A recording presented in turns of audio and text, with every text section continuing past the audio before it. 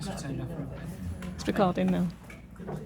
Because it's a video. There you go, yes. It's a short screen, so we have to get it back. We heard on the grapevine that you were the tech queen. Oh, absolutely. It's got any bother, come to me.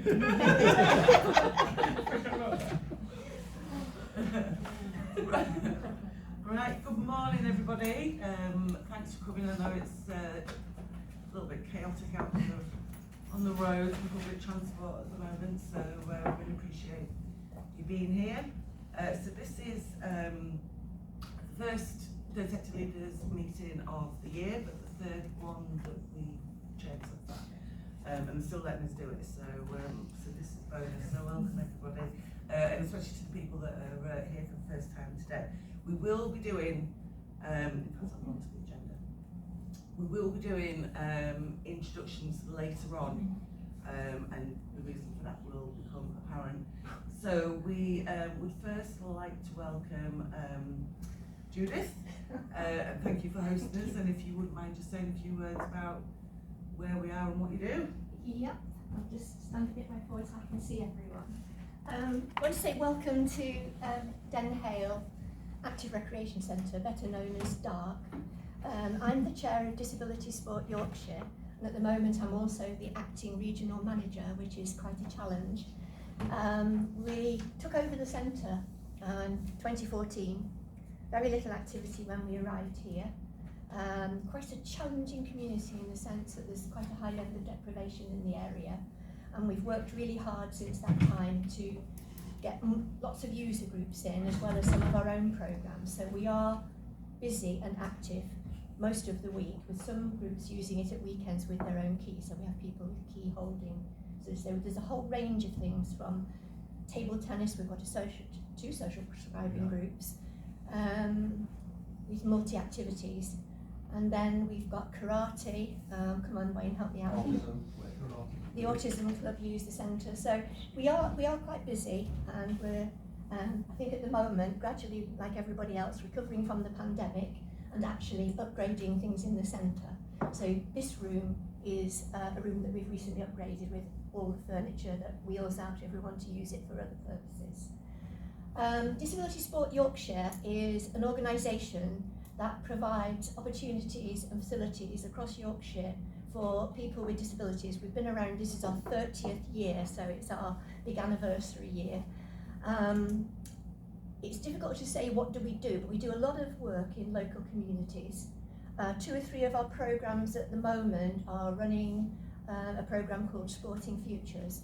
Sporting Futures is about engaging disabled people, working with local sports clubs and local disability organisations, and we've got a very practical programme funded by, we have 2 funders actually, Reaching Community and Global to Make Some Noise, and that is more than 1 year funding, which is enabling us to sort of move forward. So Sporting Futures is a programme where we take a group of around 12 disabled people. It might be people with learning disabilities, we've had people with visual impairment in the past, through the programme, and the aim is twofold really: to give them all of the social skills, all of the knowledge and information about their local area, their local club, and give them the skills to become volunteers and to sustain that volunteering beyond the end of the programme. So currently we're working with Rotherham Titans Rugby Club, and we're working with a group in West Hull, the West Hull Rugby League team, and with local organisations and recruitment organisations of disabled people, and we blast off finally after the long slow slog out of the pandemic at the beginning of March.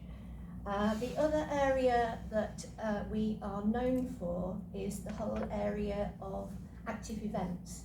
So before the pandemic, we ran a big programme of events across Yorkshire. So we had sort of county events, so it's athletics, boccia and so on, going to a regional final, and some of our teams have actually gone to national from that programme.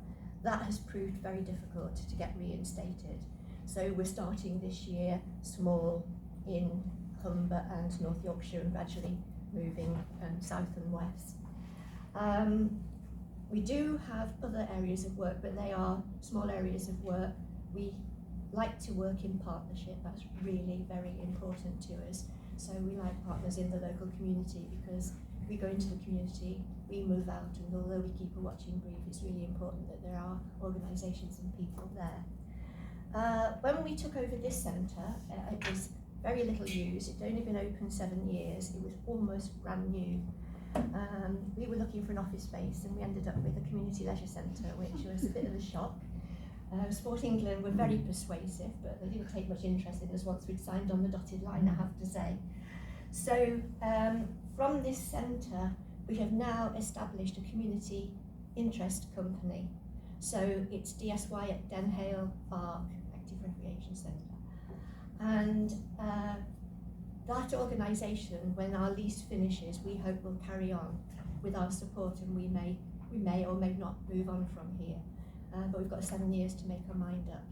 But the one thing I would say is that we have this fantastic facility.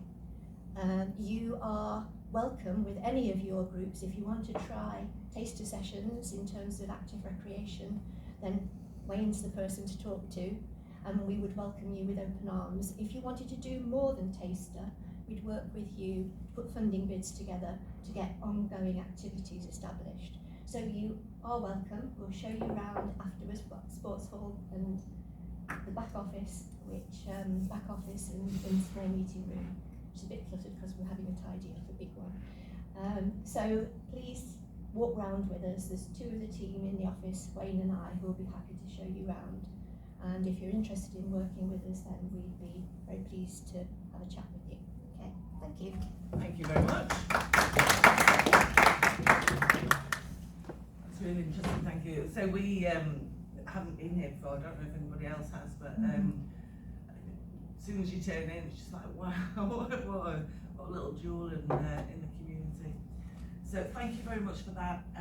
So we're going to go through, we're a little bit ahead of time at the moment, so we'll see how that carries on. So we want feedback from December's meeting. You're welcome to come and have a look at some of the sheets. So basically at the very first meeting we asked people what they wanted the group to do, what they wanted the group to cover. We drilled down from that in the December meeting in terms of, excuse me, across what started out as 5 C's and we've now got 7. What within those were people's priorities. So we've fine-tuned that, we've gone further into that and got kind of the top 2 or 3 of each. We'll then go around the room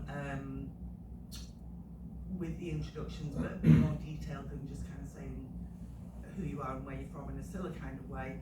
We want to, if you can be thinking about, as we go through these things, what you need from this group in terms of support, information, knowledge, resource, but also what you can bring and what you can offer.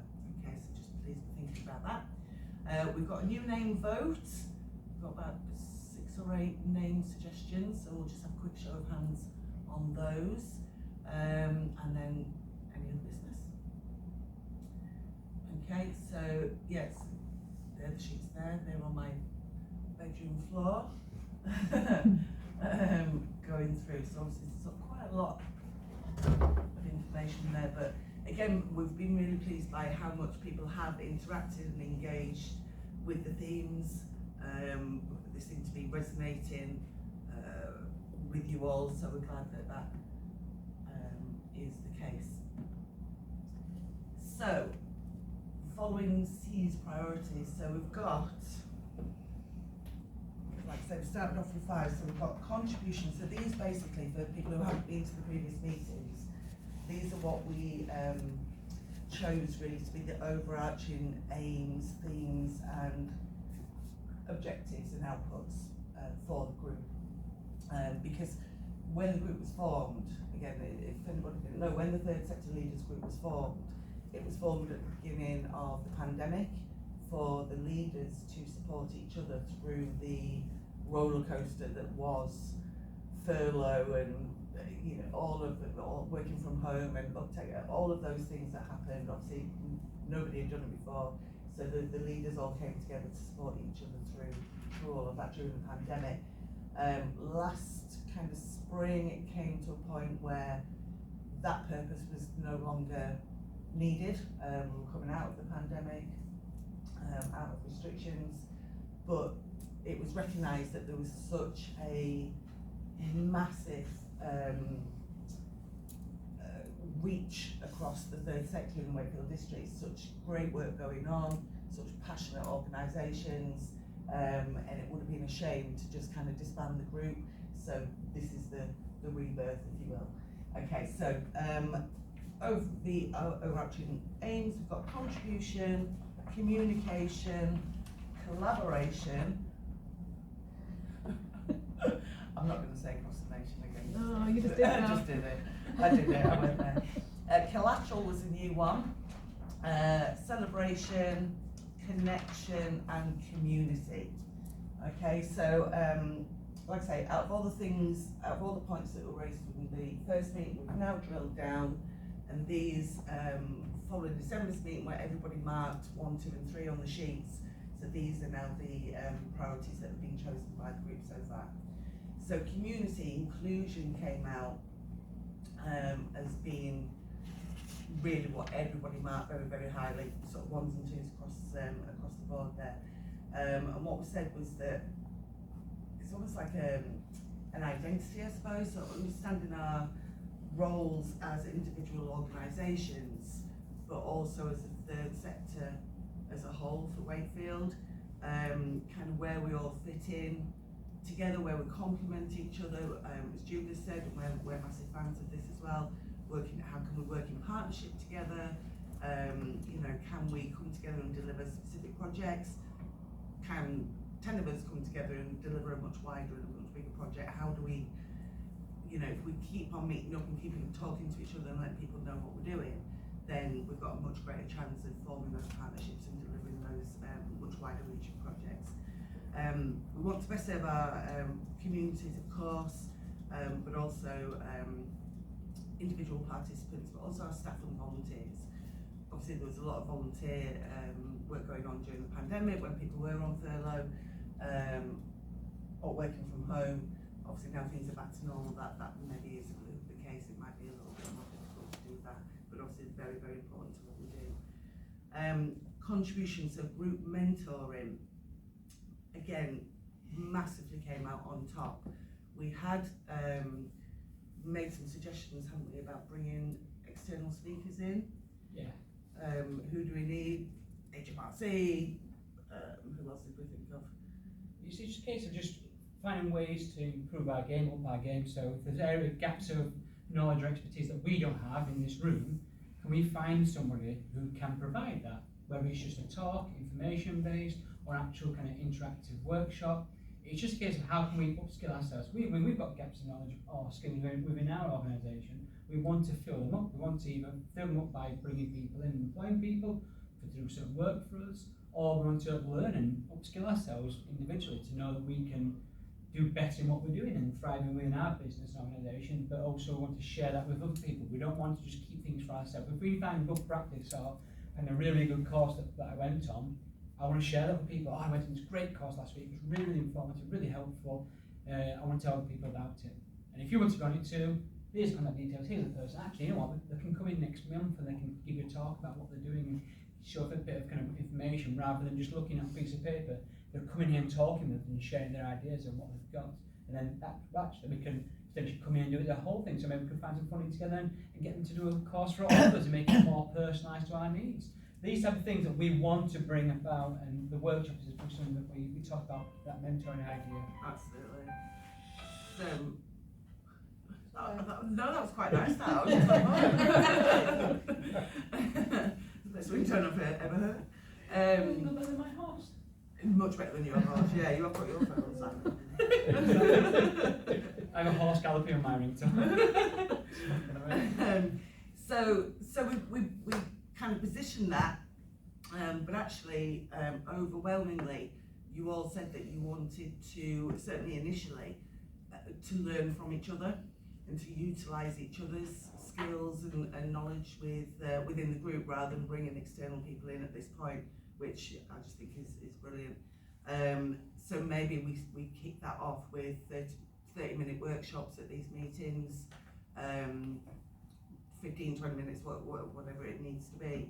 But I just think that would be really nice. So the reason there's an asterisk there is because, again, this is what we want to talk about when you're doing your introductions.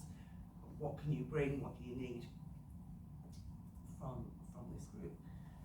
So communication, as we would expect, really, again, sort of there's a lot of kind of marks and comments on these. So speaking with one voice now, even since December, obviously there's been a couple of developments within the third sector. So Nova have got the VCSE voices, which can be the advocates, which again is really, really exciting. It's collaboration, it's going out, it's finding out what's going on, bringing it back to the group, and I definitely think that sort of once that is established, we certainly want to be having that feedback at these meetings as well from all the different boards that people are going to be on. So the other thing with that was as well is that speaking with one voice was, again, as a sector as a whole, about how we put our messages out, you know, on social media or at other meetings, talking to each other, you know, sort of always be promoting the group, recruiting people, feel free to invite people to come along in other organisations, third sector organisations. We did have some feedback from the last meeting. There were a couple of people here from Wakefield Council, and the feedback that we got was, again, initially, until we start inviting people in to kind of give us information and share what we're doing, we did just want to keep it third sector. There might have been a perception of a conflict of interest around what funding they might have had. That wasn't the case, but that was the perception. So they are not here today. So again, just to let you know that if you've got anything to feedback, we'll definitely take it on board and influence it. So yes, so workshop volunteer, we will be looking for somebody to do the first workshop. We'll come back to that. So in terms of social media, again, we put all the platforms on the sheet there, Twitter, LinkedIn, TikTok. I didn't know half of them, but they're all on there. And Facebook came out, really has been the most popular choice for us to have a third sector leaders group on Facebook that we put our projects into. So like we, and you'll all have these, but we've got a flyer for our One Spaces project that we're doing.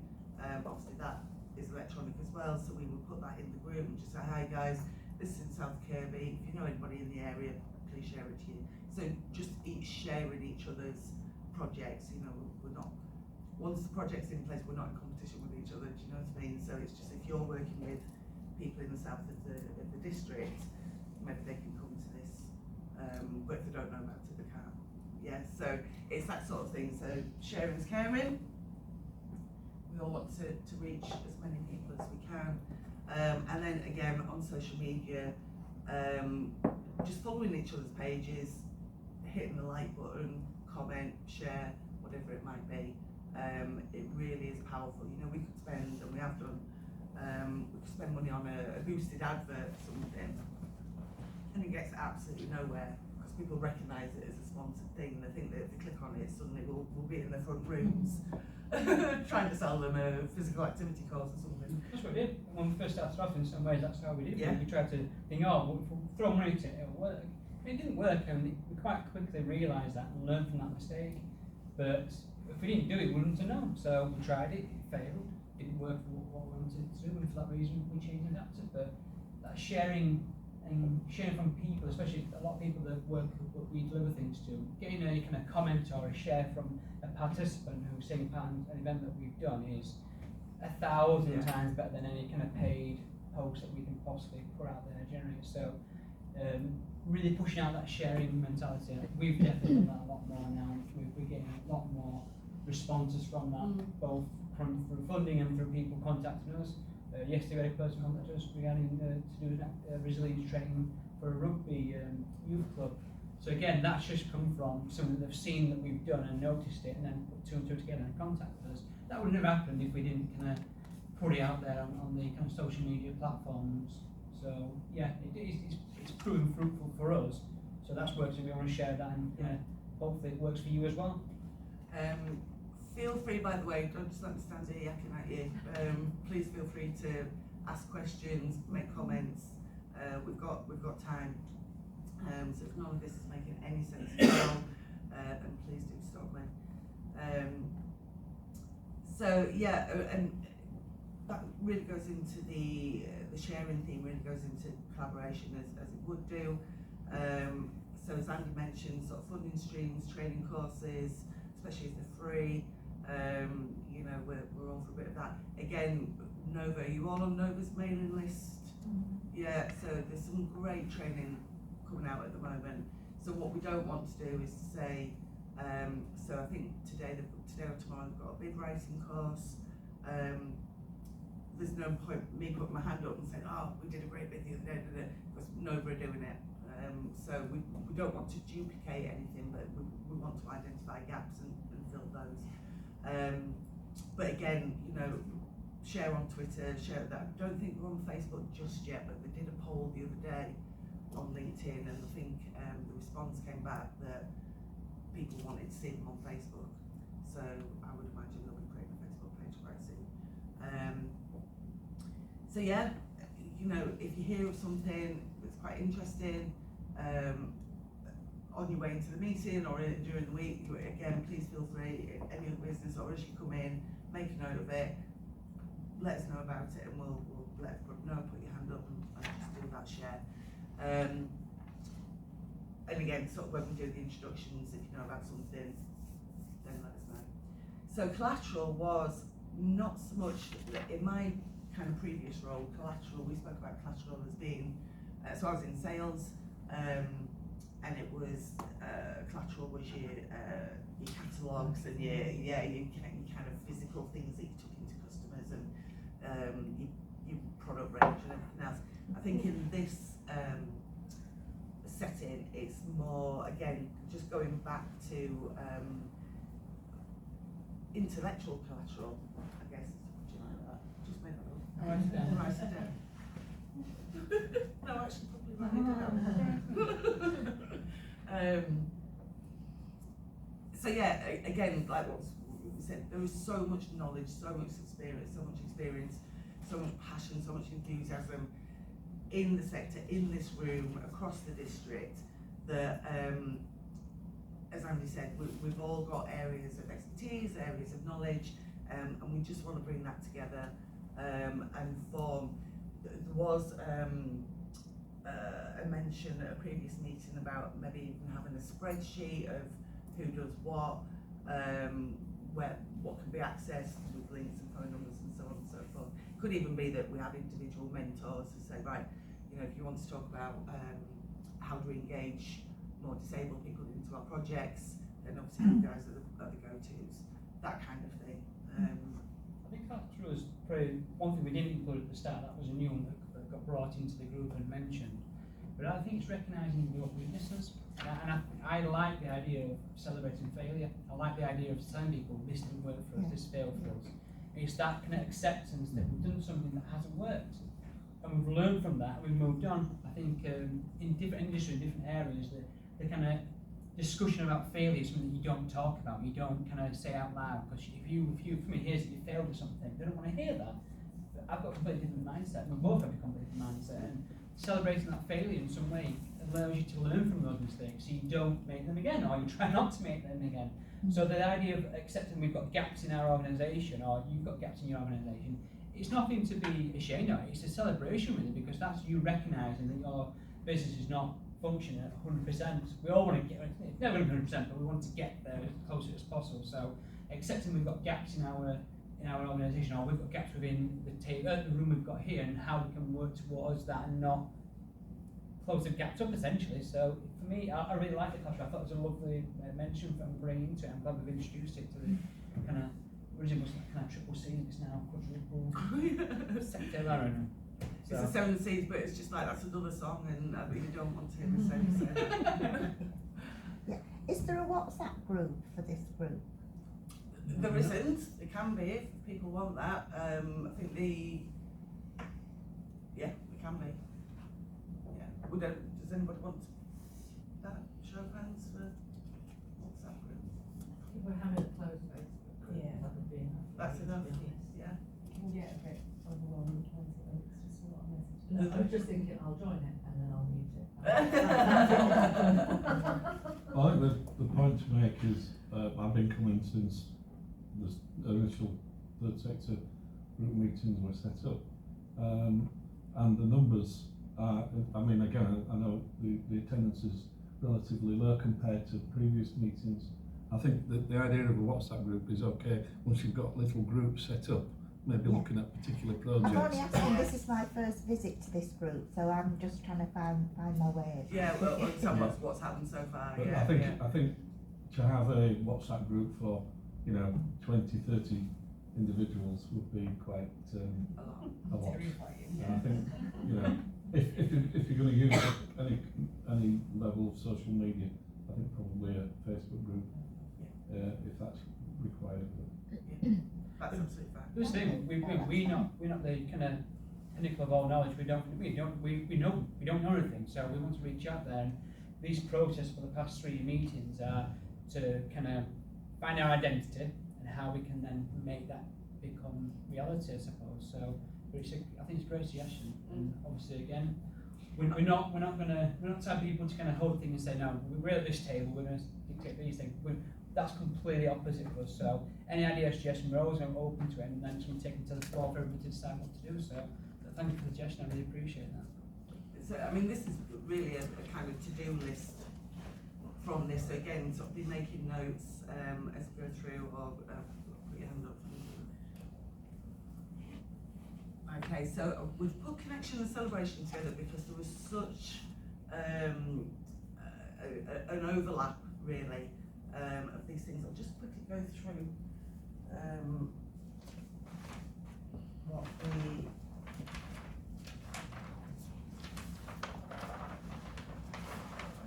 connection and celebration. So feel free to come and have a look at these as well.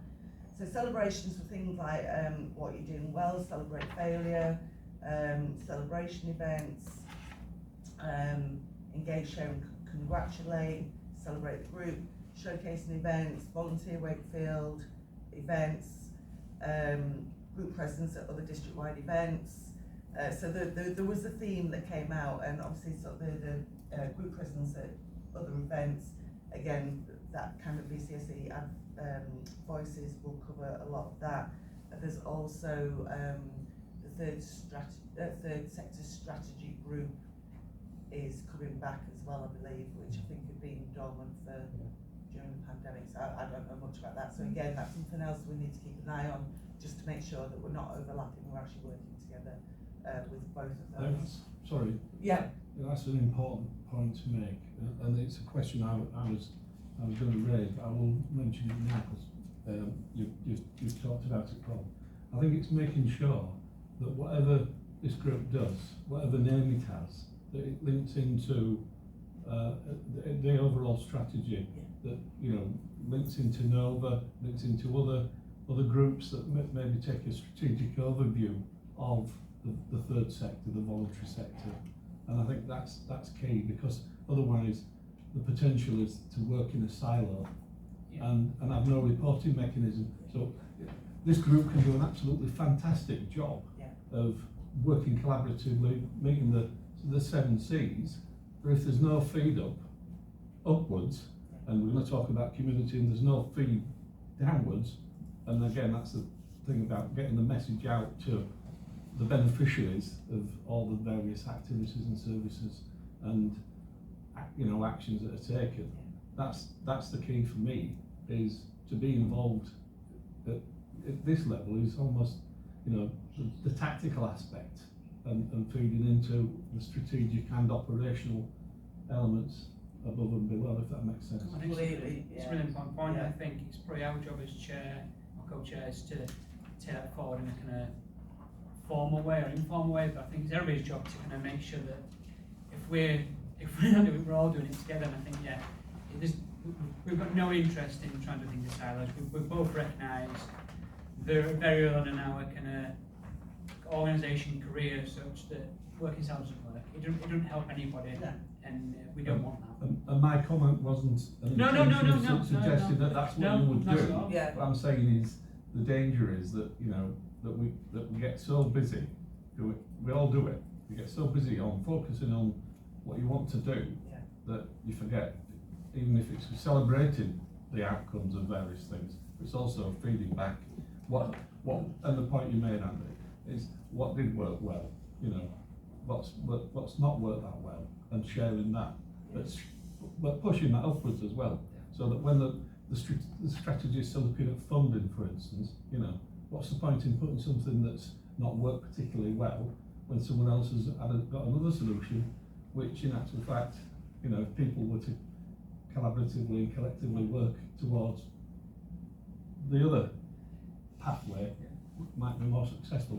I agree with absolutely everything you said, and it's I've made a note somewhere, I can't remember where, but this is kind of like go out and take what we do, but also bring back what's happening there. And I totally understand that you know, many of us will be on different boards, like especially as the VCAC Voices rolls out. We're going to be at different meetings. We're going to be we know we've been in a meeting together, but we can't for the life of us remember which one or where. But yeah, but it is. It's we're all busy. You know, we're all busy, and we can spend a lot of time going to meetings. But if that just stays in our heads, then we're not helping anybody else. It's absolutely a 2, 3, 4-way channel, and to fit in with everything that's going on rather than. Because the thing is, like again, I think there's another meeting on this morning, on training course. 4 of people were booked on, and then it's just like, oh, didn't realise I need to be at that. You know, so we need to look at that as well. Actually, about timetabling these meetings more effectively, so that if people do want to do both, they can as well as possible. I suppose we've been stabilised in terms of once now we've got this, essentially after this meeting now, this is it, we're going to be really formal, not formal, we're going to be really more stable instructions of what we want to do, how we're going to take this entity forward, and have that stability will allow us then to really kind of put us base down, and then everybody knows that this is this schedule this month or that month, so it will settle in. It's just, I think it's just settling in slowly and gradually now, but we will get there, no doubt about it. What we great points though. What we will do as well is feedback better and more quickly. So we've got a YouTube channel, so the previous 2 meetings are on our YouTube channel, which we'll share around.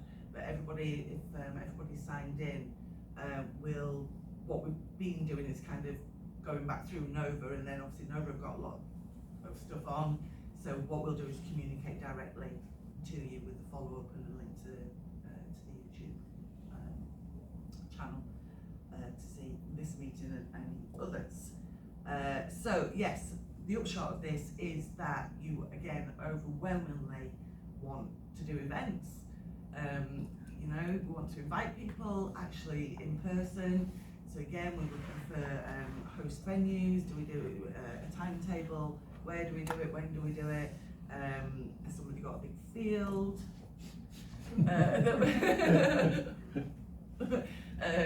that we can use? But you definitely want to do this. We want to invite volunteers. We want to invite staff. We want to invite our participants.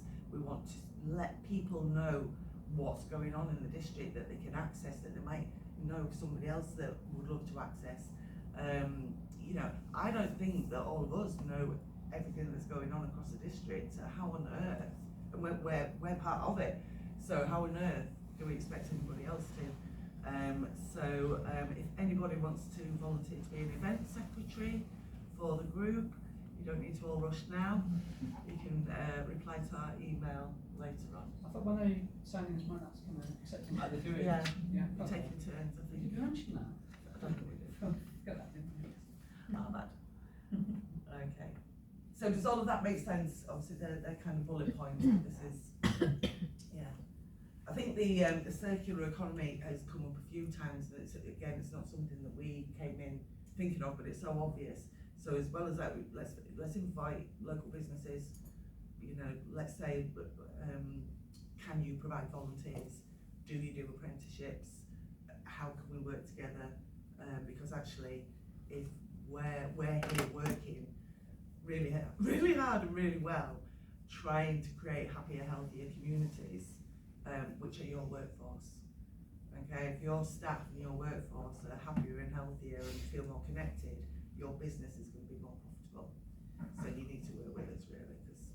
I mean, I think interesting about the volunteer aspect is, generally speaking, and for someone who keeps forgetting that I'm as old as I am, generally when you look around most organisations, the volunteer sector, or the volunteer age range, you know, is 50 pluses, in fact, probably in some instances 60 pluses.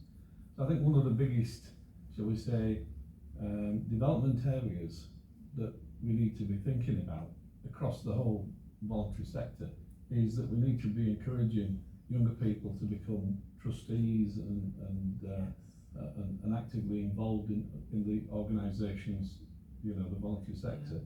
But equally, I think it's important that we need to be looking to, recruit and encourage people who have a social conscience to actually get involved. And I know we're competing with, you know, parents bringing children up or whatever, and other family commitments. But I think it's one area that if we're not careful, you know, I'm involved with a number of organisations, and when I look at the age range of the volunteers, be it trustees or people who are actually actively involved in recruit, you know, in volunteering. Once that generation has moved on, then there's going to be a big gap, and I think that's not just those groups that I'm associated with. That's across the board, and I think that's, you know, it's one area that I think definitely needs some kind of focus. Almost like a drive. And again, it's great, you know. I think it's great that we talk about what we're doing and promote various things. But I think for me, one of the things that we need to do is get a collective view. Because again, I'll just finish on this. It's surprising how many people you talk to will volunteer with one organisation. Then when you get into a conversation with them, they're also involved with, you know, A, B, and C. And and then you get burnout, you know. Yes. Anyway, just thought that's something that I think, you know, in terms of focus, I think it's maybe something that needs to be borne in mind. It's all kinds of diversity, not just age diversity, Yes. which we need to be aware of. Though it's not easy to actually do much about it, from my experience. We need to be aware that we should try to be as diverse as possible in our interests, our contacts, and our membership. I think it's areas as well within Wakefield. I live in Bath. I don't come from Wakefield, so I do not know the areas. How did you get here? Flew, passport, the lot. So coming from an area of Bradford where we had quite a good selection of volunteers, we're very multicultural as well. Quite a lot of I struggle in Wakefield, and I'm in Pontefract, but the mindset of the older generation as well, they're quite hands-on. I'm okay, I don't need help. I've sort of engaged and I'm doing workshops with taking students in, so their work practice courses for a couple of weeks. That's sort of giving me an insight to getting younger ones in. So if they're studying certain things at college, universities, trying to encourage them to come and join us. They do a 2 week. If they like it, then they can sign up and be, you know, take it further. So again, I kind of think there then that straight away comes to mind Wakefield Recovery College. You know, let's get them in the room. There's lots of places out there. When many years ago, well not all that many years ago, I was a volunteer in an elderly care ward at Pinderfields, and we were going into schools, and I was going in as a volunteer to encourage people, certainly who were going to go down the medical path or wanted to go into nursing, to come and volunteer on the wards, and we had a massive uptake. But the younger generation now are really into climate change. There's an awful lot of things that younger people would be really interested in getting into.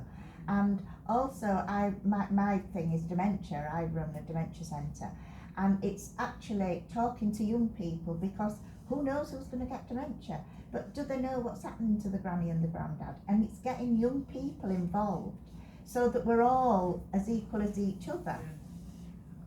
So completely agree, and again exploring different ways of how we do that.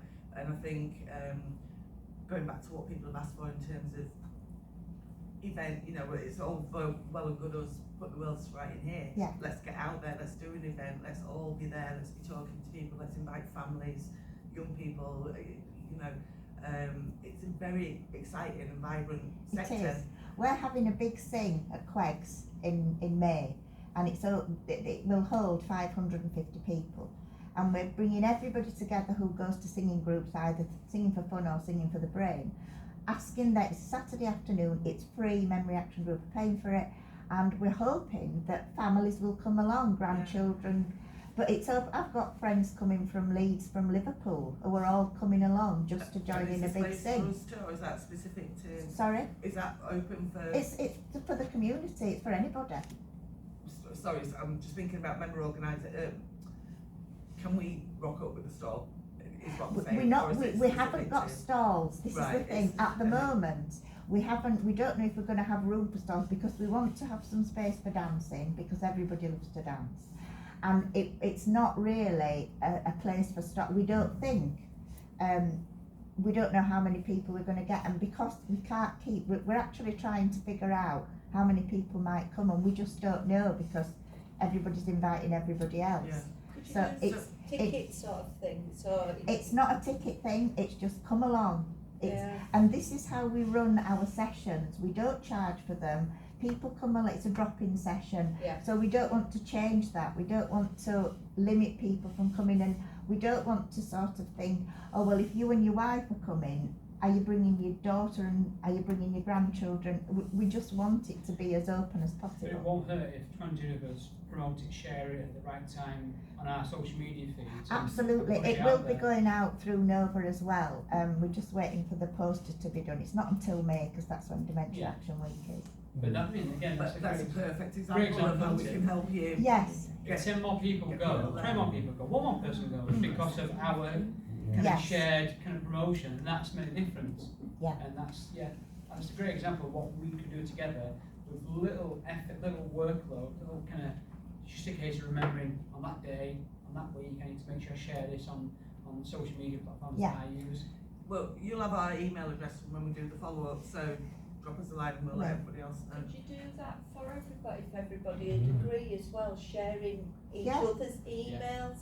Because obviously I work with elderly, so I work with over 55, Yes. some do have and some don't have dementia, but it's something that we could sort of Yeah. facilitate, Yeah. put together and Just help bring them across. Yeah, and that's Just- exactly what the Facebook Yeah. group would be for. Excuse me, is Just drop going- it in, let's share it out. Yeah, just going back as well on the event secretary, I'm not nominating Oh, myself, I think and you are. I'm not You are. volunteering, Nomination. definitely Exactly not what I heard. volunteering. Since probably about 2016, I've been sending out a monthly events and activities list that covers Wakefield and 5 towns, and it goes to about 300 people, a lot of them having their own network, so it gets out there far and wide. It's really for people living with dementia and places where they can go. But now I'm being asked, can you just add Outreach Stroke Club on? Can you just add Sight Aid on?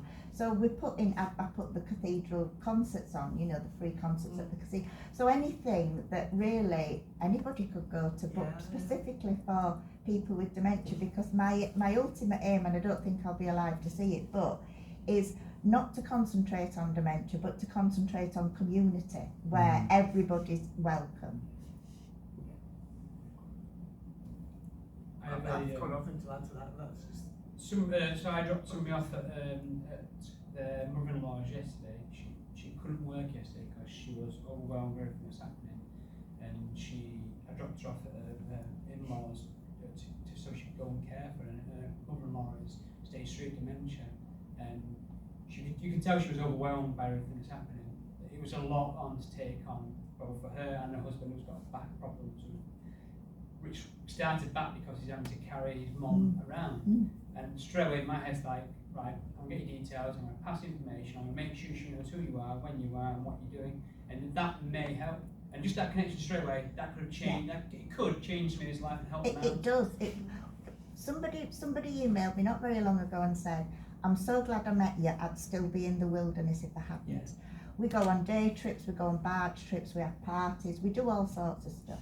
And this And is we're self-funding, yeah, we're this is literally what it's self-funding. about. It's making those connections and in helping improve somebody else's life, our communities, population groups, everything. And this is exactly what we're here for. Great. So thank you for sharing. I really appreciate it. It's amazing.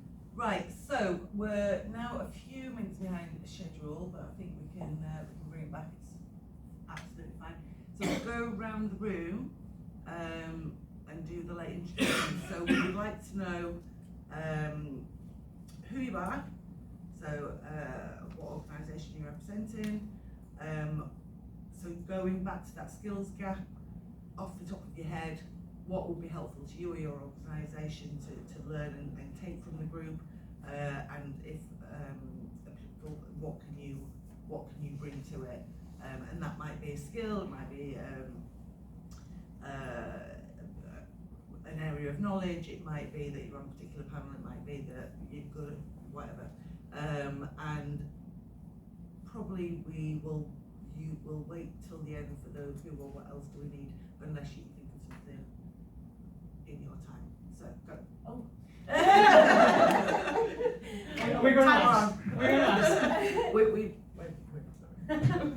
Is that because I was late? Yeah. Sorry about that. Hi everybody, my name is Rachel McGuinn. I am the founder of the Urban Commune. We opened in August.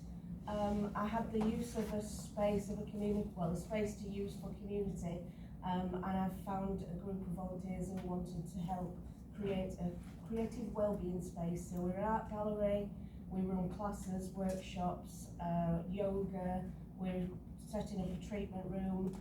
It's in the old Laura Ashley store, which is next to Next on the retail park just around the corner. It's sort of gone a bit crazy. I was going to say you've gone from nowhere to like, I'm like, yeah, who are these? we sort of started in the last weekend in August with 6 artists. We've now got 42 artists exhibiting.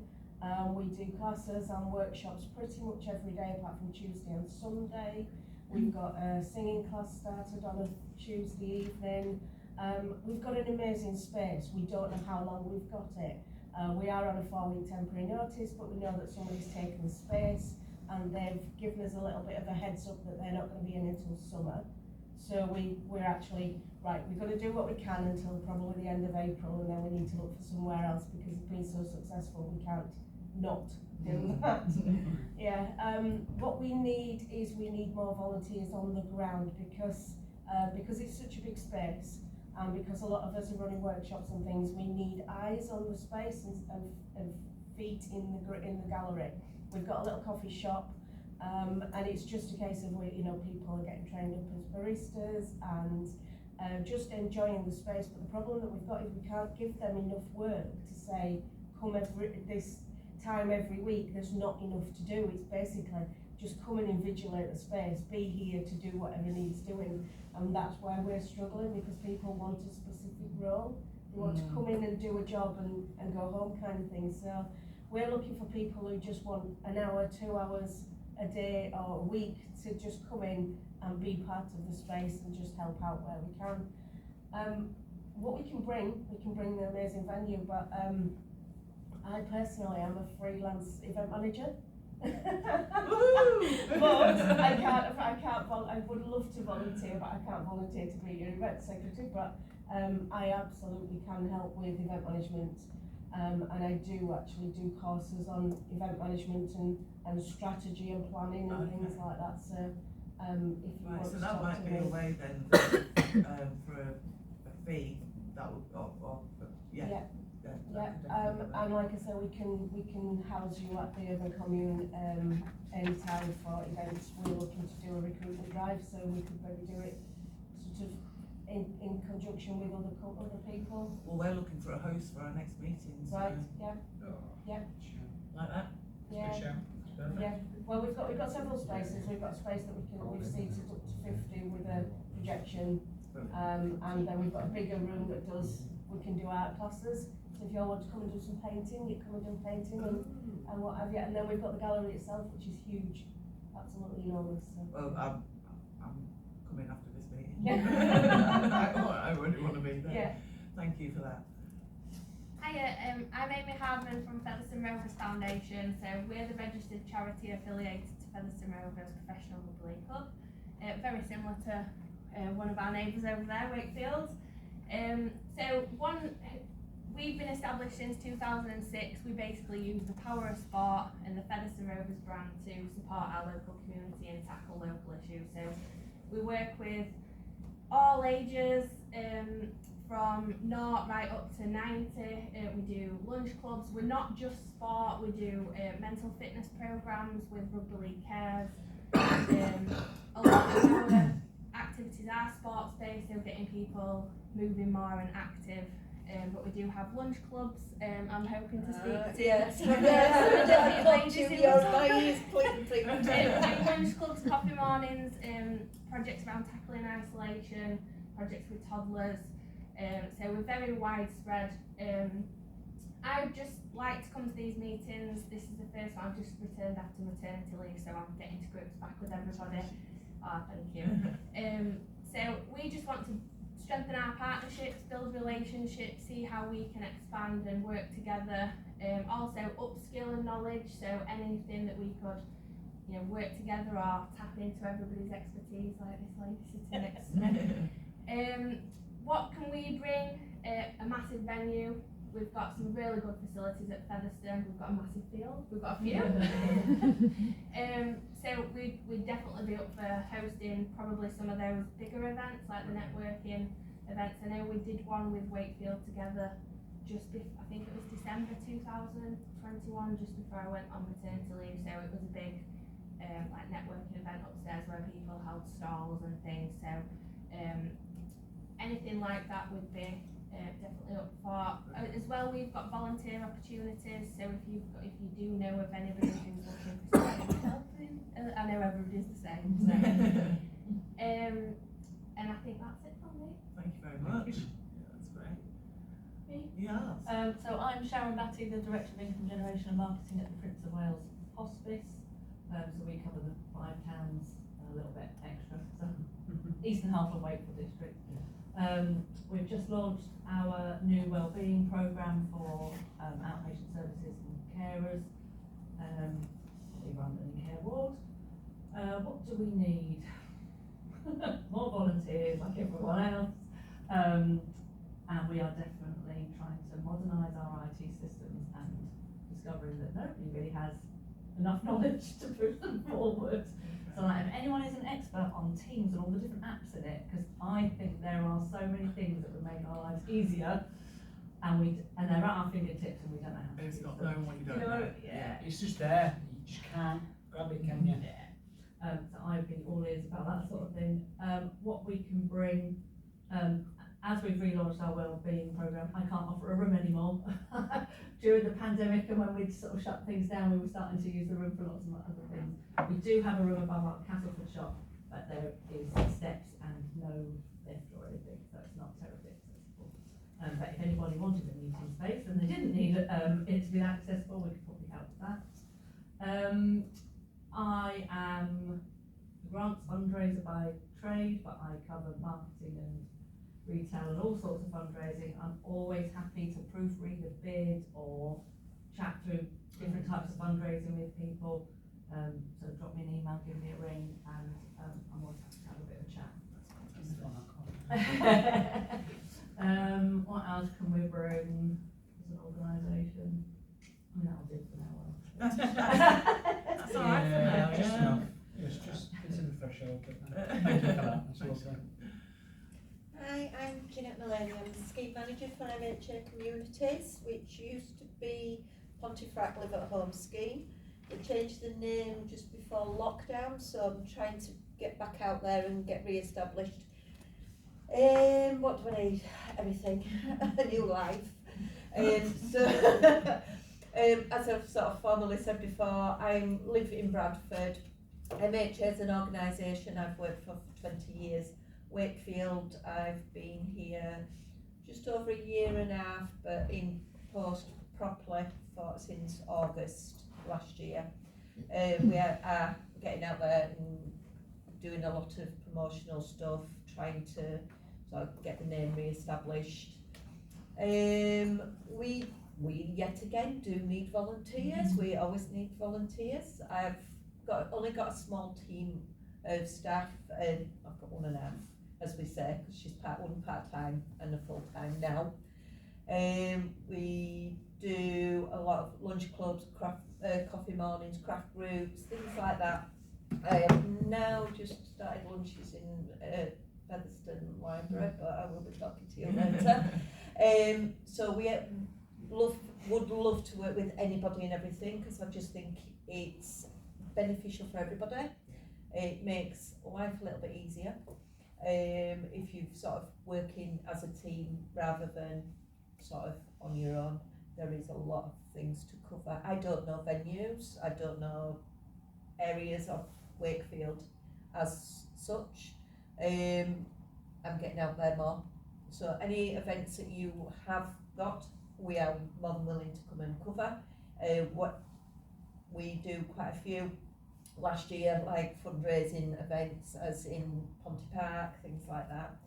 I have got a few newsletters. I will bring them out the car. So what we've got planned for this year with events and things like that. Wakefield MHA communities turned 25 this year, but the whole of the organisation turned 80. So there is lots of things coming our way. What we can offer is, like I say, we do newsletters. So if you want anything that you are doing to be promoted, quite happy, send us a bit through. I put it in the newsletter and we distribute them out to our members, be it they come to an activity or we do it by post if they're on the list. At the moment, I'm just over 400. When I first started, we were about 360. So hopefully. And we do day trips and things like that. But organisations, if you haven't got enough to fill a coach, just let me know. I can throw them on. I'm all for sharing. Brilliant. Thank you very much. Hello, good morning. Murray Edwards. I'm the director of the Community Foundation for Wakefield. We've been here 15 years. We are one of 46 foundations in the UK, and we all have broadly the same approach, which is that we raise money for people who need money. And we do that through specific grant-making projects. We do it through, we have an endowment fund, which is £500,000. We have a retail unit in Trinity Walk, which we've had now for 3.5 years. We've just moved into the third one. They keep moving us about when somebody wants to rent it properly. And we reopened yesterday. And what we are finding is that the shop is a huge profile builder for us. I mean, yesterday we took more money yesterday than we took the last week in the old shop. You know, just because people, it's got a huge profile. But because what we found in the last 2 years with COVID, I mean, the plus side of COVID for us has been the generosity of people who want to support other people. You know, I mean, if it did nothing, it's helped people to appreciate they actually have to be concerned about their fellow human beings, and they want to do that. We have people coming into the shop, buying things new and giving it to us, you know, to let us give it. So what we do is we sell in the shop, but we also distribute free to people who need it. And for instance, Wakefield District Housing's tenant organisation, they have a tenant who moves into a new unit with clothes they stand up in, then we can help provide the things they need to occupy that. So we have a number of projects running. We have the big one, and I know Featherstone's involved in it, and that's the Haribo Happiness Together Fund, where just next week we'll be launching the second year of a 4-year programme to support people who are feeling lonely. And that's when it's called Happiness Together, it's because it's from 18 to 24s, working with over 55s. And so we have we have a group made up of both age groups so that they work together. So that's launching for its second year. We have our Unsung Heroes event. I want to talk about volunteering. Wakefield's annual volunteering awards, we run them now for 6 years. This will be the 7th year this year. We had 150 nominations last year. 10 of them get shortlisted and we get an award. And we have a super evening in the cathedral where all our sponsors come and so on, and 250 people there. And these people, mostly when you ring them up and say, well, you're going to win an award, and they say things like, actually, it wasn't me. And they say, yes, it was you. No, it's all these other people. Yes, but they need to be motivated by something. You're the person that's doing that. But because it's twofold really. It's recognising the huge importance of volunteering, but it's also to encourage. I like the point about younger people volunteering. It's absolutely crucial. And we actually use that kind of event to say, why don't you volunteer? It doesn't have to be 50 pluses, 55 pluses. So I think all of that is how we do it, and as an organisation, we are very conscious that the demands from people in need are growing. One of our exercises over the next 6 months is going to be encouraging more businesses to support through the corporate social responsibility, that kind of thing. That's really important. We just appointed a lady called Lisa Milburn, who started yesterday, who's going to be our development and partnerships director, and her whole focus is going to be out there developing those relationships to say we need you to support the needs of this district. Now, coming back to what do we need, I think what we're woefully short of in this district is a good idea of where the primary demands are. Who is it who needs the money most? What are the deprived? I mean deprived in the sense of not being helped. You see what I mean, right? Because if we could be clear about that, then we could very readily set up a project that would enable us to raise money to support exactly that. That's what community foundations do, right? So we're here to help. We have a group of significant trustees, and interestingly, we've had more expressions of interest in being a trustee in the last 3 weeks than we've had in the last 3 years. And I don't ask me why that is, but we have. So I think that's where we sit. We want to help people who need help, and anything we can do to make that happen is our primary focus. Can I ask a question? Yes. It's quite an important one, but I'll be as brief as I can. Yeah. In the pandemic, a lot of money was given out by the Charities Aid Foundation. Yes. When I started to look at how that was being distributed, it was being distributed through the community foundations. Yes. What I also found out was that didn't include Wakefield Yep. Community Foundation. And as I've done fundraising over the last 3 years, one of the things I'm coming to recognise is that more and more funding organisations are giving their resources to community foundations to distribute. Right. So where are you at in terms of linking where the money's coming from, please? Because I'd really like to know. I couldn't get any answers. The answer I got was that Leeds were distributing it, but Leeds were quite reticent about how they distributed and who they distributed it to. It was like looking for a needle in a haystack, getting an answer.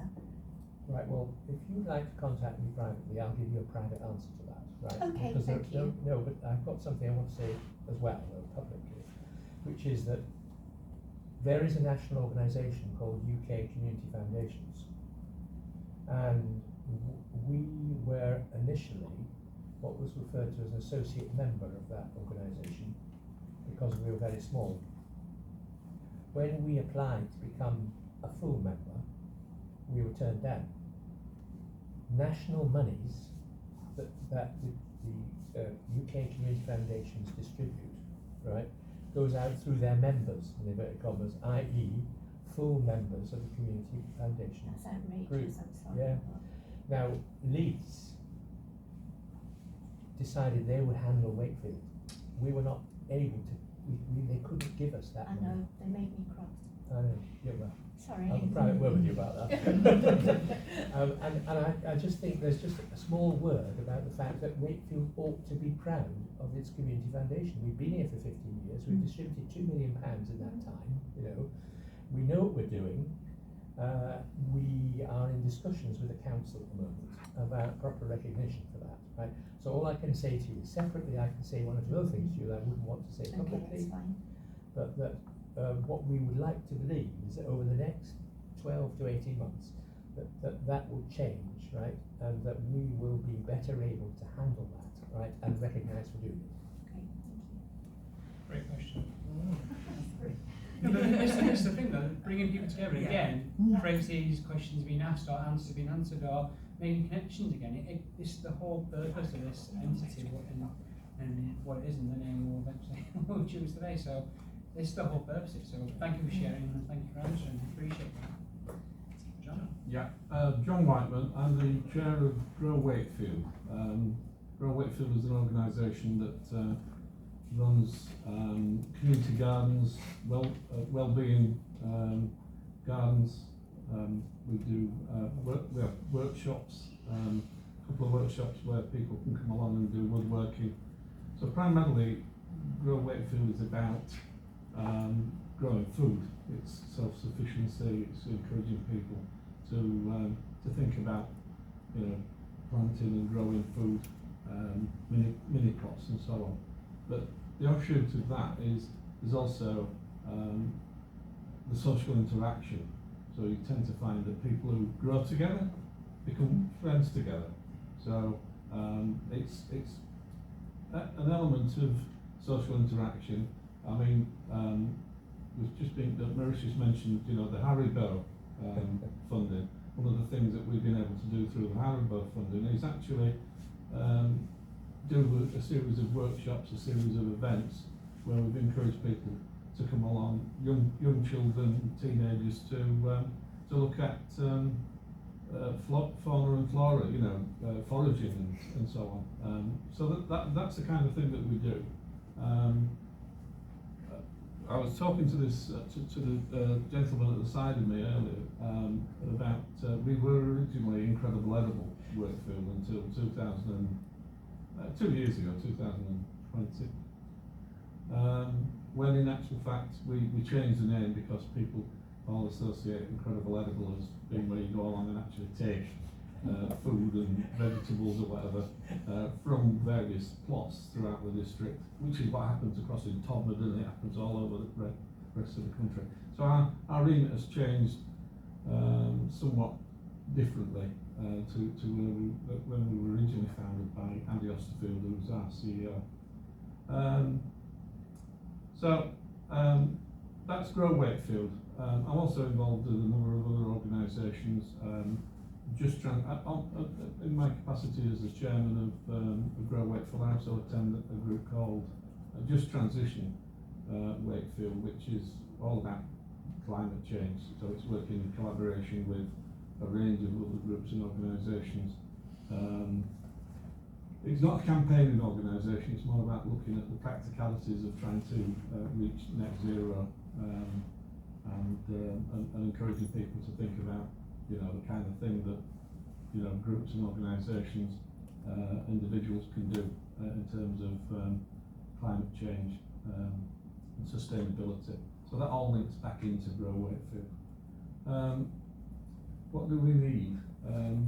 Like everyone else, we need plots of land, if I'm honest with you. We need unused spaces. Because our tagline is unused spaces into growing places. A while ago, before the development of the stadium, we were talking to Denise Taylor, who's the chair of the Community Trust, about the possibility of us doing some converting some of the land down at Wakefield Trinity into potentially growing places. Needless to say, since it's become a construction site, obviously that all got pushed to one side. But it's the kind of thing that we're encouraging people to do, is look at, you know, if you've got a space, you know, whether or not the centre's got a space. We do work with some community centres. and we have actually established mini plots in, believe it or not, in tennis courts and all sorts of things. And Andy Osterfield, who's our CEO, who's very much hands-on, he's gone along and actually done things like creating mini plots, as I say, in what were redundant car parks or tennis courts. So that's the thing, that what we need is, A, to raise the awareness of everybody out there as to what we do, but also we need more land. We need more areas where we can actually do things that benefit community at large. And what can you bring, John? I'm just conscious. What can we bring? Rolling on. We need to get this. No, it's okay. I mean, the thing is that from a personal point of view, what I can bring is that my background is strategy. I dealt with national, regional, major emergencies back until 2010. So I've been retired quite a while, but my background is strategy. It's formulating procedure and policy. I've also got experience in setting up CICs, chairing various groups and organisations over a period of time at national, regional and local level. That's it. That's really. great. No, that's great, because I think we'll probably need you with different hats on, and it might even be that actually that Andy and I contact you separately. Yeah. And sort of pick your brains a little bit, if that's okay. That's fine. Thank you very much. Hey, my name is Barry Goodchild. I'm a trustee of Wakefield Civic Society. That means that I'm a member of the executive of Wakefield Civic Society. Wakefield Civic Society is essentially funded from membership income. It does not receive money to do specific projects. So our income, the membership has grown actually. It's its largest ever during the past year. But the fact that we are membership funded, and we also do things like selling books and leading guided tours, which are funded, means that we are a very small organisation. We have no full-time staff, and we also don't have any spaces of our own. We are affiliated to national societies of civic societies. We're probably, I think, we're the third largest in Yorkshire. The largest is Leeds and then York, and I think we're third after that. We cover Wakefield City and its surrounding areas. There are other civic societies which cover Pontefract and Horbury and so forth. Our interest is to improve the quality of life, the quality of the environment, and the quality of buildings and public spaces within our area of benefit. And that means we do have overlaps with other people. The interest in the community is certainly a point of overlap. Culture actually is an overlap, because culture is very important to urban regeneration in Wakefield, and also just transition. We overlap that. What we want, actually, I suppose we would say we want more members is a crucial thing, because that actually is the main source of income, and that's also the main place we get more stimulation in terms of ideas and people who will come onto the executive and so forth. So I would encourage people actually to join the Wakefield Civic Society. We have an active role in town planning. We review all of the planning applications within Wakefield City on a sort of monthly basis. Although, given our resources, that means we've got to be very selective in what we get involved in. We are a participant in the Wakefield local plan, though that is heavily dominated by developers and commercial interests. We wrote a strategy for Wakefield City Centre, which was actually was accepted and it's been absorbed into the Wakefield master plan for the city centre. We have a very strong interest in heritage and the history of Wakefield and the individual. That's not just the buildings, but it's the individuals associated with buildings. So Wakefield is the largest sort of supplier of blue plaques. Wakefield Civic Society is the largest supplier of blue plaques. It's although anybody can put up a blue plaque, but we do most of them, and they're quite expensive. By the way, Is that what you can bring? and you Some blue plaques. well, if you want to come up with nominations and can fund it, these nominations for notables, then we can actually we can offer blue plaques. We can offer specialism in planning. I am a former professor of planning. We also have other people who are very knowledgeable about town planning, regeneration.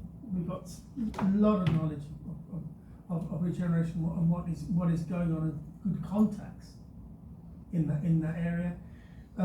We have annual prizes. Actually, I didn't say that in terms of what we do. We have annual prizes for a whole range of best buildings and best environmental projects, and in Wakefield that comes and goes actually, whether we're able to award prizes. Not every year can we award prizes.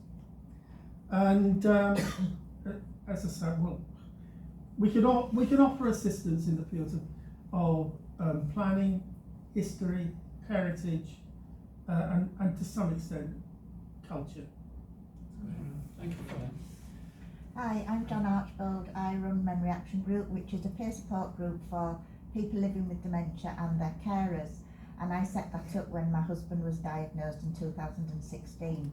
And I was able to keep open during the pandemic with a limited number of people. That's what we are, that's what we do. We have a drop-in centre at West Wakefield Methodist Church, which is twice a week in the afternoons, Wednesdays and Fridays. What do I need? I need larger premises. I'm crying out, I'm desperate for larger premises. Can't find anywhere anyone. I've even written to Nick Knowles at DIY SOS. I don't turn anybody away. We cover Wakefield and 5 towns, but I've got a gentleman who comes from Barnsley, I've got couples who come from, I've got a mum and daughter who come from Clayton West, outside our area. But I'm not anybody. I'm not the Alzheimer's Society, I'm not the Admiral Nurses, I'm not tied by area, so I will accept anybody. At the moment we're classed as a peer support group. We raise all our own money. We have a market stall at Ossett which is manned by volunteers. We're all volunteers, we don't have any paid staff. I am not getting any younger, and now I'm trying to spread the load of governance by changing the status to a charitable status, which I'm working on at the moment with Nova. And I'm desperate for trustees, so that's what I need. What can we bring? I can bring information about dementia, education. In my working life I was a management accountant, so if I can remember any finance, that's there. And so what else do we need? Basically I'm getting new referrals every week. I get them. There's only me, there's nobody else doing what I'm doing. I'd like more groups like mine. We do have Bless, which is based in Upton, but I have people who come to me from Upton on the bus, 3 buses to get to me. That's how desperate the need is. So really, just individuals doing what I'm doing would be a great help. I'll try and keep it brief. Yeah. I'm Gail Elbridge, I work for Yorkshire Sport Foundation. We cover South Yorkshire and West Yorkshire, but I work only in the Wakefield district, and I also live here, so feel very rooted in the place that I work in. We're a bit of a funny organisation. We are set up as a charity, but we're one of 43 active partnerships, which is a national set-up, predominantly funded through Sport England National Lottery funding. That said, we do get funding from all other sources that is generally used to run us as an organisation, but we're also a funding provider at certain times of the year. Unpredictable as to when that comes. It's when Sport England have a women a fancy, and we get it, and we to try and get it out into communities of most need. So my role isn't a delivery. I don't go out kicking footballs around, unfortunately, and delivering stuff. But what we try and do is support organisations, community organisations who might want to do a bit more physical activity. That could be anything from setting up a walking group right through to club support, sports club support. We're not just about sport, we are about any sort of movement. So chair-based exercise we support, walking sports we will support, gardening we've supported depending what mood sport England are in and whether they'll pay for some trowels or not. So there's all sorts of things that we do and get involved in. What do I need? I suppose at the moment, further example of the sort of work I do is I led a consortium bid to get some funding into the southeast of the district for football. From the Football Foundation, we've got 5 years worth of funding. What we're trying to do is be really targeted about who we work with in the southeast. So if you've got anybody in the southeast that you know of, we're trying to reach those people. And they don't have to like football, but they will by the end of it, by God. We will be sure they do. We're currently also building a network of organisations who are interested in wellbeing and sport and physical activity. Not just from a delivery point of view, but in changing the whole system around that. So we know there are blockages that we come up against, that we all go around. We're actually about trying to change those blockages, because if the system doesn't change, we're just going to keep doing the workaround. So we're trying to avoid the sticking plaster approach. We're funded through Sport England for that work. We're putting in a bid at the moment to continue that work for the next 2 years, keep everything crossed. We're writing the bid this week, which is why I look so tired. So hopefully if we get that funding, there might be some extra things that we can also bring to that group through that funding, which might be a bit of our facilitator's time where you've met with him and he's brilliant, if we're allowed to continue working with him. Also, anybody here who has contact with older people's groups or old people who might want a free day out at the cricket, you'd have to provide your own transport. Yeah, we've I've just had had to, it- yeah, had it because sent we through. had, I'd like that, yeah. one of your colleagues had sent us it through, I've met in Airedale. but Brilliant, that's good. If you haven't got it, make sure I've got your email address, I'll send it on to you. Yeah. But it's things like that we get told about, and then I was like, oh, there'll be loads of people interested in this, where do I put it? So a group like this is perfect for that sort of stuff. Thank you I'll leave it very there. much. Thank you. Thanks, Gail. Right, I've got about 30 seconds now, is that right? Sorry. No, it's good, it's all good. So, my name's Matt Brown, I'm the head of foundation at Wakefield Trinity, so I will keep it real short and brief. So we've got a staff base of about 13 full-time equivalent staff all across the district, primarily around education. So we have 16 schools that we work full-time in, delivering primary PE, and we have another 20 schools that we just go in and deliver rugby league specific stuff. Obviously that's looking to expand next year into more sort of dance and multi-skills. That's education. Obviously rugby league, delivery, development of the community game and stuff like that. But probably the bit that's most poignant to this would be our health provision. So our health provision runs from 0 to, there's no limit on the ages, to a variety of projects. So as most will know in this room, it's our 150th year. So we got National Yorkshire Heritage Fund for the next 2 years. So that'll be big projects around heritage, local history, club history, around reminisce activity, getting oral memories from past players. So for example, those might know Neil Fox is currently suffering a little bit, but getting the memories out of players like that who played when Wakefield were winning, so it doesn't get lost to the future generation, is really important. And other bits that we do, there's that sort of health bit. We're starting to go down the route of a lot of youth social justice. We've got some street games funding. We've got 2 pots of open access funding for Central and the South East, so opening some youth centres through the brand, going out and some outreach to sort of hard to reach areas through the youth work, working with the council, which is quite a big thing that we're looking to do. That's sort of the avenue that we're sort of pursuing a little bit more now. And then the new one that we've just set up is Trinity Dads Club. So it's a support group for local dads. So a lot of the stuff that is around in the area, there's a real need in the area that went to local clubs. What is the need? There's a lot of stay and play activity for mums and kids, but there's no support group for dads. So we've just started one at Trinity, we're doing one out, I know it's not the area, but we're doing something out in Chickenley.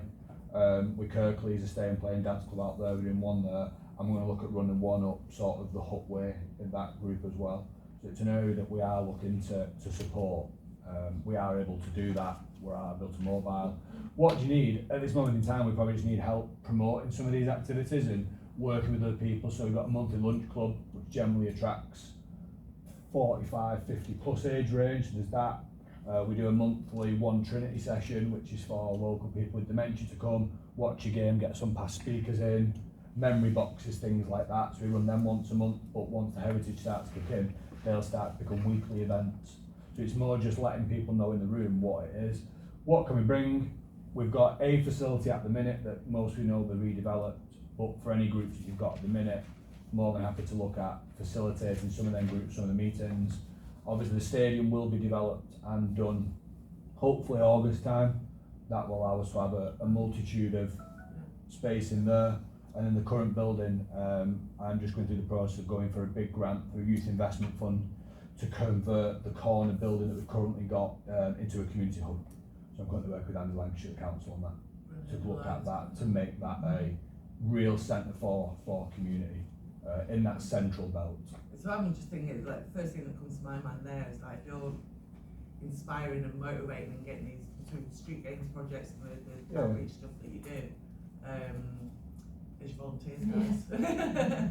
But you know, once they're fired up, and I think that the relationship between young people and older people is beautiful, actually, isn't it? Yeah. Because they're genuinely fascinating. What we have got that that we have got when we run the NCS programme, we did a lot of social action in the community anyway, so we did have a bank of volunteers. Unfortunately, the way the NCS has gone, the restructuring what they've done, we have still got contacts with them, so we are looking to reactivate them into some form of activity. But because we had a pool of 150 people going out volunteers, they raised £3,000 for local charities, St Catherine's, did a bit of grow it. They've done a multitude of stuff at Ponty Park and stuff like that, so they have done a lot.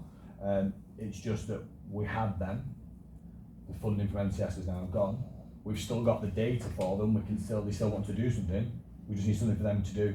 And they are all between 16 and 18 or 15 and 18, they are all in that window that we're looking at. So we have got them, we just need to get them in, people present to them as something to do, and we have got really strong links with the college. We take work experience students from the college, SEND work experience autism, we take them all from the college to deliver that.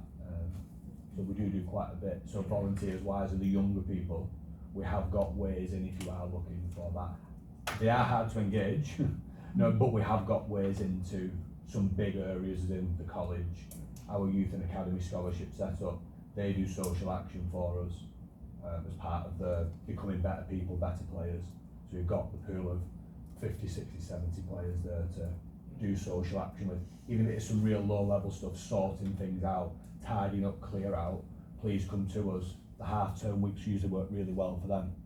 They'll come in and they'll do projects. They've been out litter picking around the local central area in the past. They do also. Yeah, that's really good to know. Thank you. It's alright. Wayne, you want to? Sorry. No, well. No. We covered it. Just one of the things I wanted to show, some of the issues that have come up for us as a small organisation, we have just 5 staff in total, was that we have all of the things to deal with that very large organisations, including construction companies, have to deal with. And I spent a very painful month to 6 weeks last summer writing our health and safety, or rewriting our health and safety policies. And it seemed to me that that was hard work, because there was nothing bespoke for a smaller charity out there really. And I think that in sort of activities like that, we would be prepared to share our policies, because it is painful, and yes, you have to implement them, but we would happily share, because it doesn't make sense for us to put all that work in and it just to be sitting in a folder. So I wanted to put that on the table. And the other thing is that one of the issues as a small charity we have is that training is important, but training is often expensive. And I did start, I haven't finished it, but I did start a piece of work in the pandemic before I stepped into the manager's shoes, on looking at free sources of free training. And I think that's something else we could build together, so that we've got a resource of free training. So who knew that the Open University have got a whole range of mini programs that offer training across a very broad range, including IT. So, there's things like that I think if we could bring it together and say, if you're looking for training, these are all the sorts of sources. So, just a few couple of thoughts really. Thank you. On the training stuff, we've used the skills network in the past because they've got some funding for those who maybe not have level 1 and level 2 qualification. So we've done equality diversity through them for free. A few staff have done mental health, understanding children's mental health.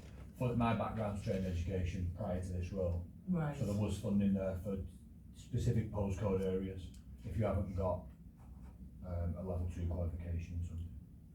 There does seem to be, and then every now and then you'll get emails saying free training, but they Pockets. We put all staff on understanding mental health, children's mental health, dealing with challenging behaviour, especially the school staff, which worked really well. It was all online. Do you know what I mean? But yeah, there are pockets like that you can access. Know of Kids Aware as well? No.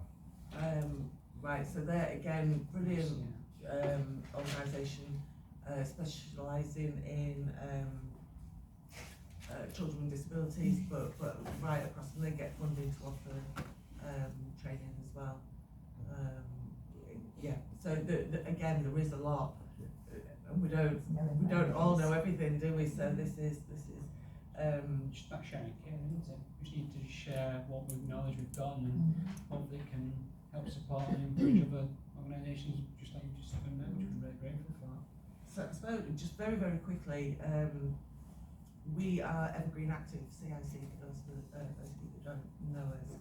And we encourage people of all ages. We changed our name from Family Fit to Evergreen Active because obviously being active is for all ages. So and our projects are much more diverse now than when we first started out.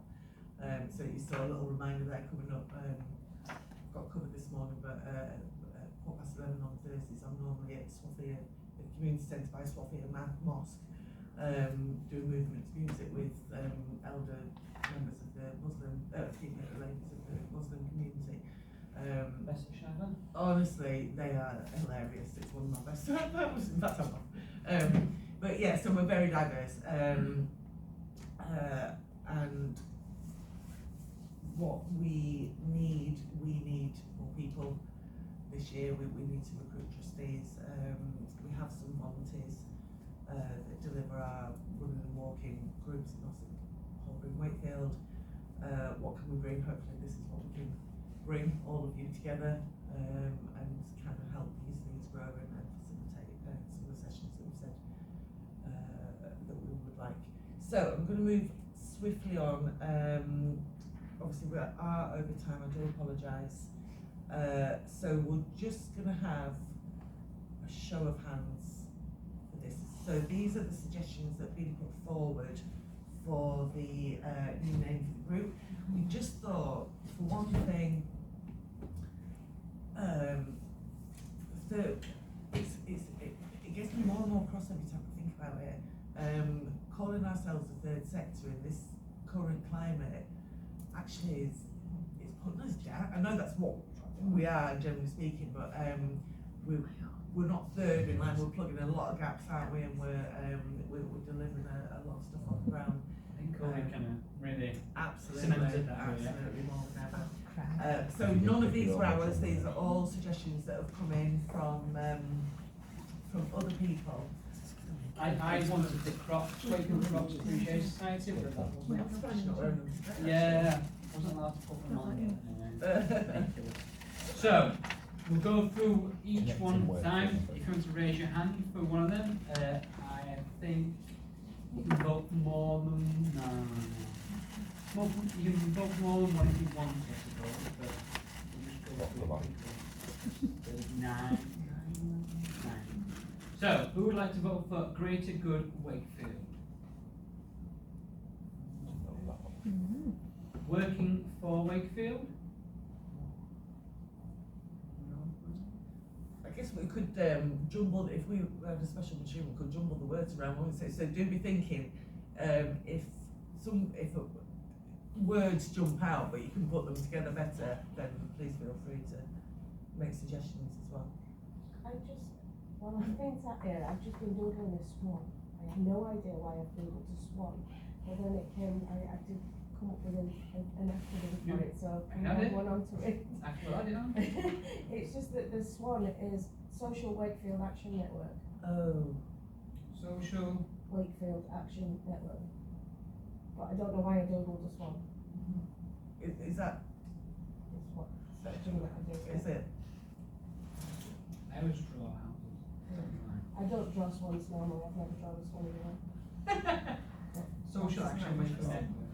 Right, I'll add it on. Social Wakefield Action. Social action. The social Wakefield action network. Otherwise it's Swan. swan. Swan. That's a bit. Swan, Swan. That's. Right, okay, well, that's onto the bottom one, 10. 3 was Wakefield Change Makers. 2. Winning so far, that one.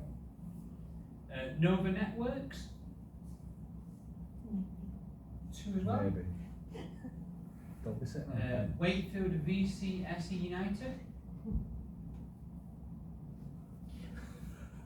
I didn't even vote for my own, to be fair. So you know that's Hey, come on, everybody. Community Connectors. Connecting Wakefield's communities. 3. Yeah. Connecting Wakefield. 1, 2, 3, 4, 5, 6, 7. People Power. I'm going back to who was that? Who was that? Who ran Power to the People? Oh yeah, Citizen Citizen Smith. Citizen Smith. Who was his name again? And newly put in there, the Social Wakefield Action Network. Swan. Oh, can we vote? No. Probably not. I'm going to vote for the Wakefield VCSE United. Oh. So it's got on the Social Wakefield Action Network. 1, 2, 3, 4. Yeah. Thank you. Thanks ever so much, Sharon. Right, well, okay. And by the way, we've got loads of policies and we're normally happy to share. Lovely, All sorts of lovely. topics. Yeah, that'd be great. So, with looking at vote, we have Connecting Wakefield as the official winner. That's right, yeah. No. Yeah. Yes. And that was new. Connecting Wakefield's communities. No, no, Just Wakefield. Wakefield. Do you want to confirm? Do you want to confirm the vote? Yes, so we have 0 for Greater Good Wakefield, 0 for Working for Wakefield, 2 for Wakefield Changemakers, 2 for Nova Networks, 0 for Wakefield VCS United, 0 for Community Connectors, 3 for Connecting Wakefield's Communities, 7 for Connecting Wakefield, 0 for People Power, and 4 for the Social Wakefield Action Network. So with that in mind, we now officially vote. Can I just go Wakefield back on that, Connecting because Connectors got policies. having said connecting Wakefield, which I voted for, we're losing out on the 5 towns. We're missing the 5 towns. No. Wakefield, No, in the there's district. a bone of contention about the 5 towns. If you live in Ossett or Horbury, the 5 towns are not included. If you look about the conurbations of Wakefield as a district, the larger populations are in Ossett, right? So this thing about Wakefield and the 5 towns, Yeah, I've got a gripe about this. I'm not saying use 5 towns, but I'm leaning more to Wakefield's communities rather than just Wakefield. Because so often people who come to me say, well, I don't actually live in Wakefield, so can I come? But the What same about would I just live in South applies. Kirby. What about district? District.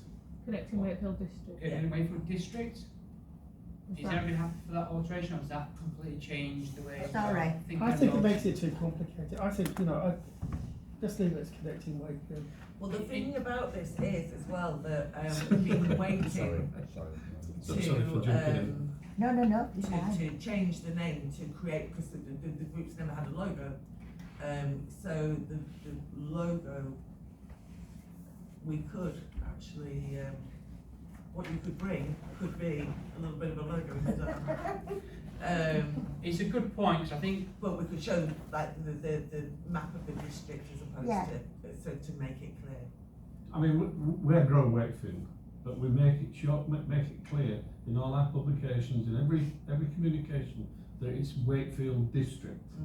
So it's, you know, and we make sure that everybody Yeah. knows that we cover Yeah. the district Yeah. I as suppose a whole. it's our duty then to make sure that people understand Yeah. that we are here Yes. to connect Wakefield Yeah. together. But I do Yeah. completely agree. We work in South Kirby this evening, and people feel disconnected completely with, not because of the distance, but because of what they're not getting Yes. in their community and what they're not getting to support the people in that area. So, but you know, for some people, a community could be your next door neighbour. Yeah. So for some people, it's, I mean, I've got a friend in Scotland, so you've got, it's got that's the community you have. So, but I do agree with there's a disconnection in different areas and 5 towns. You know, I live in Ossett and I have a particular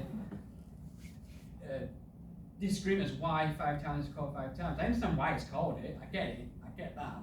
But people in Ossett have a different opinion on the matter. But I don't even know who the 5 towns are, to be quite honest. So Well, I'm not that's suggesting that. They're the towns to the south of the district. But I think Politically. Connecting Wakefield actually says it, doesn't it? Yeah. I think it does, yeah. Yeah. So thank you very much for that. I'm quite excited about Yeah. that. And if we could talk about the logo. So we have run over. If anybody, is everybody happy for when we do the follow-up email for the email addresses to be visible so you can? Yes. Can I just make a point? Yes. Sorry, a couple of things. One is finding out about, obviously use Eventbrite as a way of notifying, but I noticed there's obviously a few people missing today. There was no details in the Eventbrite as to the location. Yeah, so You have to do some delving to Right, find the okay. location. I think the other is, it would have been helpful for the agenda to have been sent out, you know, and again, even if it's only a half a page, I know you're recording, but even a half a page of notes, just basically the headlines would be That's fine. useful as well. Yeah. Because if I get my CEO to come along, you know, or one of my fellow trustees, I like for this to be a degree of continuity. So again, it's just a point. No, it's absolutely fine. Good points. How often are the meetings? Well, One this of is the again days something comes that to we're my going to centre. put out there. At the Organises moment, they're bi-monthly, so regularly, the next just one will enough be for April. But I'm just wondering if that's too long in between, especially, you know, where there hasn't been follow-up and so maybe we do it, but maybe monthly is too much, so we're open to it, 6 weekly, bi-monthly.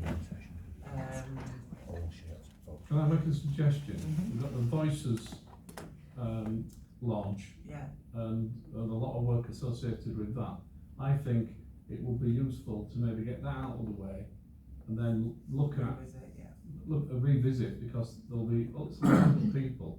Again, it's that thing about making sure that the right people come to this meeting and that the right people are represented on as advocates on the various boards. Yeah. And this is an absolutely super, you know, way of getting that two-way process. And again, it's the strategy again is, you know, if we've got people representing the collective interest of this group attending as members, as advocates of the board.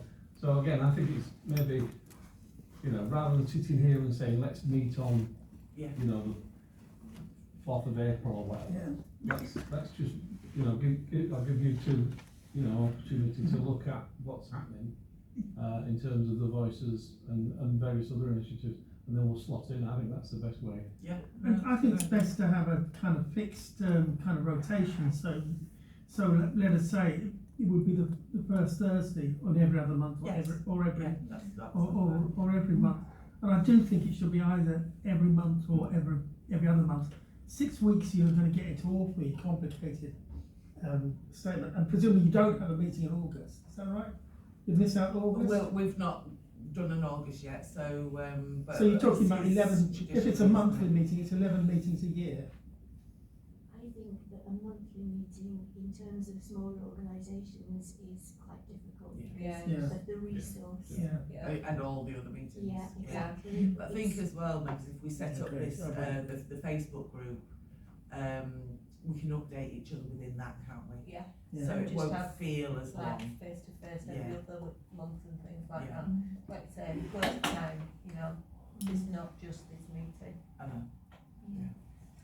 So in that case, are we agreeing with this from every 5 months, every 8 weeks? So as we And it's a regular point. Yeah. And then, you know, I mean, we're pretty fluid, so if we're talking to Young Lives Consortium because they chat to them, and I think they're going to do every other month to complement ours, so we'll be this month, they'll be next month, and so on.